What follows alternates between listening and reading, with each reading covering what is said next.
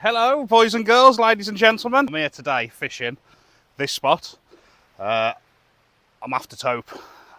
Yep, the first Tope session of the year is here, somewhere along the mid Wales coast. I know one's come out from close to here. I know there's a couple been lost from close to here.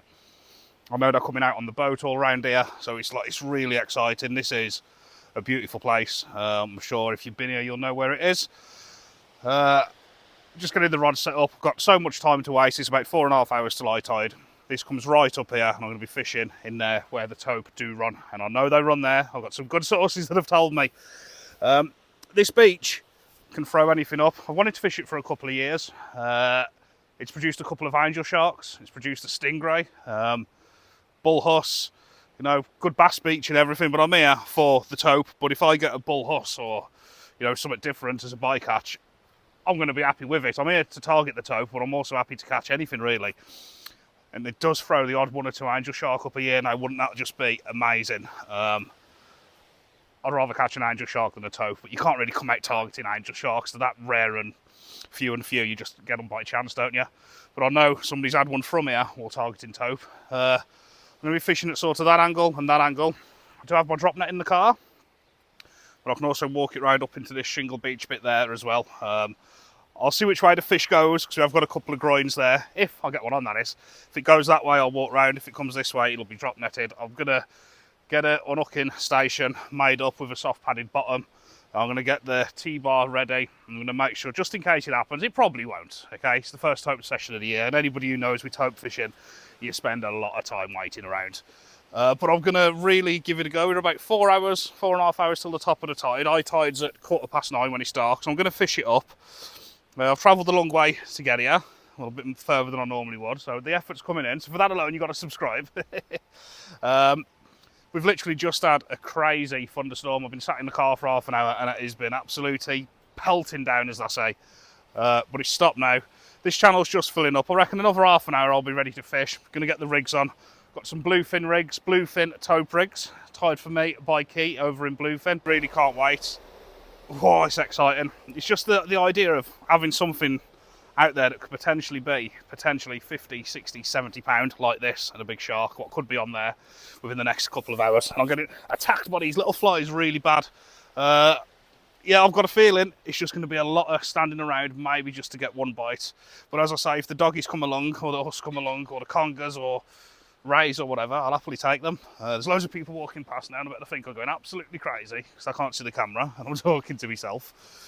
Well, I'm a bit crazy anyway. So yeah, I'm going to get the rigs on and I'll get back to you so we can make it happen. So the rigs are ready to go, both identical. These hooks are actually too big for the clips, so what we got is a little sort of disposable little link there. So obviously when the lead hits the water, because the hook's too big for the clip basically, when the lead hits the water, it goes just like this, pop, and it's out. Obviously we might lose that. That little bit of metal isn't going to make no difference. It might stay on, but we got a pack of them here. And if we lose one of them every cast, we lose one of them every cast. I'm going to get that clip back up now. These are absolutely amazing rigs. Fishing about 2/3 of a mackerel to get that bit more distance, keeping it clipped down. Are we just going to see if we can wingle something out? It really is a beautiful beach, this. I'm not going to show you too much on camera because I don't want to upset none of the locals, but I'm sure if you know where it is, you know where it is. It's somewhere in mid Wales, that's all I'm saying. But look at that for a bait. If we can get a huss, or a conga, or a ray, or an angel shark as well, anything mixed in would be nice, but anything will do, won't it? Fresh mackerel from Bluefin, absolutely stinking. Look at that. Come on, Tope, come on. So let's get these rods in then. The right one is sort of going at that angle, down across the beach more. And I really want to pump these. I'm definitely not the biggest caster in the world, I'll admit that. But I want to try and get a bit of distance on these. Just watching that whack my phone out. See how we go. Wow. It's alright. Not ideal, but it's alright. Would have liked a bit more. What can you do? Tope fishing. What's the main thing? Set that clutch. Because these fish could potentially pull me in, the rod in and everything. If they go, they are going to go. Clutch is set. Lovely. Right, let's get this other one in. That's on the clip.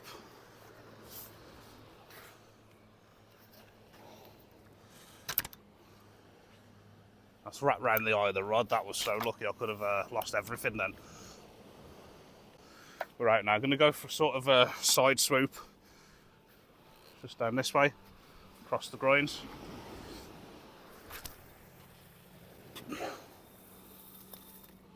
Yes. That one went out a bit further, that one. And then we wait. And this could be a waiting game all night. It's literally play it by ear. We have got a groin sticking out down to my left, which I've took into consideration. Because I don't want any fish getting snagged up. What I'm doing is putting the line under the rest. Sometimes when the rod sits on it, it doesn't run off as freely.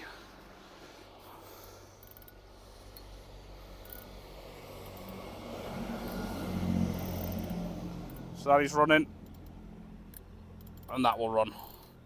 God, this is exciting, isn't it? Finger warmer back on the tripod, so I know where it is, and we sit and wait.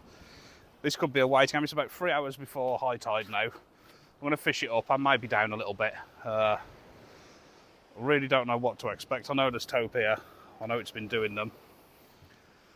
I know they've been coming out on the boat, and I know it produces a few other things as well. So we'll just have to literally play it by ear. Don't like that groin there, but I can get on a rock here, whichever way. It's not ideal, if you want the truth. What I'm fishing. That's all that matters, isn't it? Well, the rods haven't gone yet, but look at these rays of sun coming through. That is just brilliant, isn't it? That is absolutely brilliant. Look at that. There's a ray of light. Come on.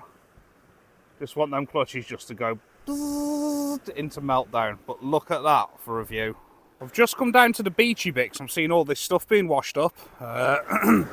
Thinking about it now, I wouldn't have minded fishing off the beach looking at this. Look at some of the stuff you're getting washed up here. Spider crab. A big old jelly. There's loads more jellies here. 3 big jellies. They're literally the closest things to aliens that we have, aren't they?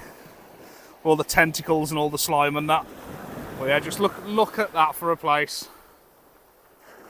It would be so nice to get something from here tonight. This is what I wanted to show you people. Another one of Bluefin's latest call devices. The call box, but it's not just any old call box. Have a look at this. Well, first of all, you can sit on it, because I've been sitting on it, and I'm about 18 stone, and it holds me. But in this call box, you have, look at this, there's all my fresh mackerel. You have these trays, so it's basically a seat box call box. How cool is that? And it's got the strap to put on it, to attach on the sides. You can keep your bait call underneath. As I say, I've got loads of fresh mackerel in an ice pack there. But that's not it. You know, if you've got worms and stuff in there, you can have a bit of water in one of them trays. And you've got the hole here to run your little pipe through. And if you've seen in my last video, you know, the little bait bucket with a little air pump that goes in. You can have the pump on top, have your pipe going in, and keep your bait in seawater cool and oxygenated with a pump, while keeping bits of tackle and stuff on top of it. So it's literally a seat box, a cool box, an aerated stuff to keep your bait alive, and a tackle box all in one. And it's really well made, so check them out from Bluefin. Look at that. I was supposed to show you that the other day. I totally forgot about it. They are absolutely awesome bits of kit. It's about, well, that's a size 10, so it's about another 4-inch on a size 10. Just the right size, just to get your cheeks on and sit down, because I've been sat on it. It's nice. And as I say, it's like a seat box, come call box, come bait box, come everything all in one. Perfect, that. Brilliant bit of kit. But where is the Tope? How cool are them boxes? They're ideal. I've started travelling really light lately as well, or lighter. I used to take everything and used to struggle to walk 20 yards of it. But that box there can get all your bits in, your bait, a bit of food, you know, enough leads, rigs, tackle, and your essentials. Keep it all cool. It's just in one hand. You can even get a couple of beers in there, or a nice ham and cheese baguette or something. Do you know what just happened off camera? And I thought that was it. I was sat in the car because obviously the clutches are set, the car's only there. I'm going to let the tote run a little bit, should I get a run anyway. Just below the wall level, I didn't know this till after I seen the rod go whack like that. A seagull hit my line, and it hit the line like full on, like completely whacked it. So I was sat in the car just watching me tip, daydreaming, then all of a sudden I've just seen it go poof, straight round. So I've jumped out the car, the old ticker's going 100 mile an hour, like then I've seen a seagull come up there. Thought that was it. These rods have been in about 40-45 minutes now, so I'm going to have a look. I have just heard a rumble, a thunder as well. Bloody hell, there's loads of jellyfish popped up there on this beach now. So we're going to have a look. I'm guessing there's no snags out there. It looks like it's a sandy beach. But I'm going to have a look at these now. Still got about an hour and 45 minutes till high tide, and it's going to get darker and deeper. And darker and deeper is better.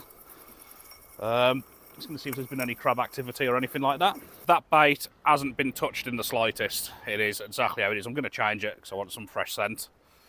But that has been fishing absolutely perfect.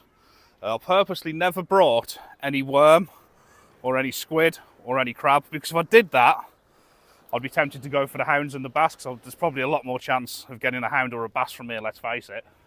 But I didn't want to do that. I didn't want to do it. So I thought if I only bring mackerel and only bring the tope rigs, then I'm going to fish for them and nothing else. Because if I would have had the other stuff, I'd have probably switched over to a little 2-hook flapper with worms now to try and get a fish. But I'm here for one fish, the tope. But I will, if a doggy comes along, I'll take it. I'm not going to lie. But I'm here for that elusive tope. I've had one from the shore before, but it's only, it's like £5 or £6 at most. It wasn't really a tope. I've caught bigger smooth hounds and bass and huss than that tope, but it was a tope. So I have had one from the shore. Oh. For a tope to be a tope, it's got to be, you know, £20 a plus in it. And that bait's exactly the same too. So I'm going to switch these to a Nubian and mackerel now. Get them both back out. Probably going to stand on that wall and try and get a bit more distance. Really, really launch it. It's getting deeper now as well. There is a little step the other side of this wall, so I could actually walk down onto the step and out there. It's safe. I wouldn't do it if it wasn't safe. It is just the most beautiful evening. As I say, I've just heard another rumble of thunder. It'd just be so special just to see that rod just go bzzz, and just have a battle here on my own. There's nobody anywhere near me. I'm completely on my own. And just have a battle with something big here, then bring it to the camera to you and go, look guys. That's the plan. Right, I'm going to get these rods out, get some new mackerel on each one, and I'll let you know what's happening if anything happens. If you like this type of stuff, please, please, please do give that video a thumbs up, drop a comment, and hit that subscribe button. It really, really, really does help. The channel is growing faster than ever now, and who knows, by the end of this year or maybe next year, we could be hitting the 100,000 subscribers. Come on, rods, come on. Look at that, people. I know I keep bringing you to the sunset, but I love it when the sun breaks through the clouds like that. Dark clouds round a glowing sun, and then you got the reflection in the water. Need one of them to go over though, don't we? What I'm going to do now for the next 3 months, 4 months, probably a bit more actually, whenever I'm fishing where there's a chance of a tope, you know, on a sandy beach, or where, you know, you hear a few catch reports, or where you hear them come out, I'm always going to put a tope rod in. So one will be coming, so you make sure you hit that subscribe button and you'll see it. Whether I'm off the rocks in Anglesey, somewhere on the Limb Peninsula, or even on the North Wales coast, you do get the tope on the North Wales coast. So I'm always going to be putting a tope rod in, and it's just going to be a chancer every session. Obviously, unless I'm fishing sort of for little bits in Holyhead breakwater, I'm not going to chuck a tope rod out then, do you know what I mean? But if there's a slight chance of a tope, I am going to be chucking a tope rod out. So yeah, the next few months fishing, there's always going to be a chance that them reels are going to go into meltdown and go bzzzt. But yeah, it's just like, come on. That's the thing with tope fishing. I've only ever had a couple of, oh, there's a dog just come running over. I've only ever had a couple of tope sessions, to be fair, and I did manage a little one. I've never really gone out chasing them, but I'm more than aware that if you want a tope from the shore, you have to put the time in. And you might not even get one all year. They're not easy, are they? It's just a matter of time, and keep going and don't give up. Keep that bait fresh, keep changing spots, keep chasing where you see catch reports and whatever. You don't really see many catch reports of Tope either, do you? And rightly so. But there's one coming within the next, well, I'm going to say the next few months. There might be one coming within the next few minutes. You don't know, do you? Got about an hour and 10 minutes now to the top of the tide. I'm going to give these rods another 10 minutes or so, then I'm going to change them. I don't know if you can see him, but there's a seal out there. Sort of centre a shot now. Oh, he's just gone down. Oh, he's back again. See him? He's gone again. And the last thing I want is that seal to take one of them mackerel, because I'm right over him. But if the seal's there, surely there's got to be some mackerel or something he's feeding on. It's starting to get a little bit dark now. We're about 20-25 minutes off high tide, so I'm going to give it a bit longer. I ain't giving in. Yeah, come on, rods. I've seen seals, I've seen dolphins or poi pois, whatever they are, one or the other. Would love one of them rods to go. Suppose that's tope fishing, innit? You can't expect to come out on your first tope session and get one. You got to put at least 10 or 20 in before you get one, ain't you? Unless you're lucky. The tide's been dropping now for about half an hour. We're about half an hour into the ebb. It's just not happening. I suppose, like I just said there, that is tope fishing, isn't it? You got to put a lot of hours in to get one. I've got a couple of spots I want to try around this area. One, I'm going to need a drop net because I'm fishing off something.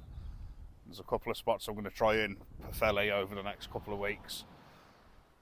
And whenever I'm fishing, if it's right, if it seems right, I'll put a tope rod out. You can't expect to catch a tope on your first tope session though, can you? It was always going to be a blank or a massive fish, wasn't it? There was going to be no in between. Let's have a look at these baits anyway. I've had another couple of casts on each one off camera. I'm not showed you every bait change and cast, but every bait is coming in perfect. There's not like any crab activity, no doggy bites, no mini species pecking at them, no nothing, to be honest. Let's have a look at this bait. Now, I'm pretty sure these baits will be intact as well. We'll have a look. But yeah, that is tope fishing. That's my excuse anyway. I'm going to get one within the next however many sessions. Because I ain't stopping till I do. Yeah, that bait. Look at that. I'm pretty sure the other one will be the same as well.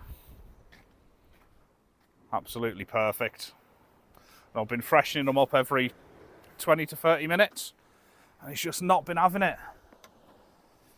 Right, let's have a look at this one. I already know it's going to be untouched. Suppose if there would have been there, one of them would have got to pick up, wouldn't it? Can't fish 4 hours on a spot where I know that there's been some coming out with fresh mackerel, not frozen, fresh. And nothing. It's just a matter of putting the time in, isn't it?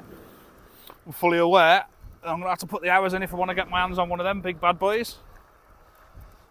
It's not going to come on the first session. It would be nice though, wouldn't it? It's not going to. Come on. That was far out, that was. Come on. Imagine if something grabbed it on the way in, wouldn't that be nice? Let's see what's going on here. I'm pretty certain.